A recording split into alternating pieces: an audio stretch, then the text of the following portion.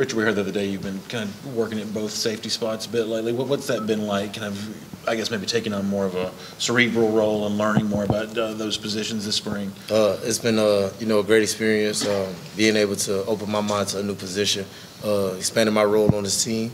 I see it as a great challenge, and every day I put forth the work to be able to help the team and just learning that new position. So I really have fun learning that spot. How much have you put on in the off season? It looks like you've been more physical since the Sugar Bowl. Maybe the effort to beef up the tackling or strength. What have you done in that? Oh yeah, definitely. That was a point of emphasis during off season training. I try to put on at least 15 pounds. So since January, I have put on like 12 to 15, and just keeping on bulk. Being able to be more physical at the point of attack and tackling. Going back to my fundamentals. Basic tackling, being able to help the team, because that's the main reason why. Can you tell the difference? I mean, we see those hitting drill videos. Can you tell the difference when you bring it now? Oh yeah, I definitely feel better. I feel more confident in my strength and things like that, because I feel that I put in a lot of work to be able to change that problem that I had last year. Richard, Kirby,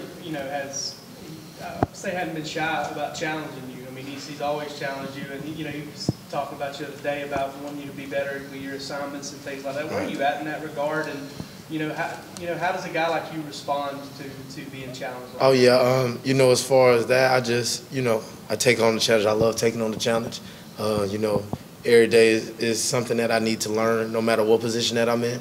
If I learn out of things if I run out of things to learn, I won't be a great football player, because every day you should try to do something, better as a person. And I just take that as a, stepping stone to be able to listen to criticism, listen to my coaching, because I know at the end of the day, it's going to help me and it's going to help my team.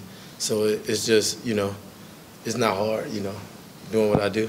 Richard, you've always kind of been Kirby's project, though, haven't you? In a lot of respects. Oh yeah. The position he did and when he played and everything, so that kind of comes into it a little bit when it comes between him and you. Oh yes, sir. Definitely, I feel like I'm, his project and things like that.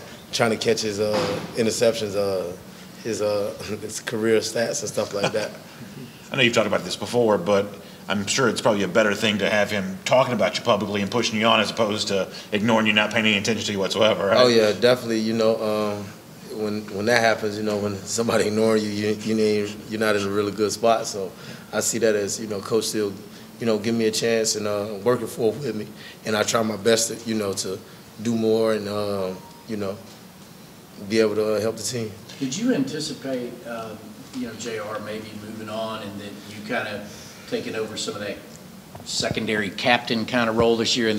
And the second side of that is obviously he didn't. I assume the two of you have worked together pretty closely, so that's probably a pretty comfortable fit. Oh yeah, definitely. I mean, I didn't really, think that he was going to leave or nothing like that. I didn't have no, worries about that. I just knew if he did leave, that I have to, step my role up on that back end, like you said, being able to, help the young guys. We got a lot of new people coming in and a lot of people that left last year with a lot of experience and Dre and things like that. So I just knew I had to step it up regardless if he was leaving or not, which I have. This offseason tried to be more, vocal with the guys in the room, because I was definitely in a lot of those guys' spot, that's coming in the new in the spring of 2016. So I definitely feel what they're going through. Is it hard to balance the thing of, I want to be a leader to the younger safeties, but I've also got to beat those guys out and make sure I hold on to the starting job? How do you strike the balance between those two things? Oh man, I don't see it as a competition. I know whoever plays the best going to be on the field, and that's how it should be. And so I come out there and I give those guys as much knowledge as I could. I never hold out nothing, against those guys and nothing like that. But I'm also going to work hard and show them as a leader how to work diligently and lead by, example. What's been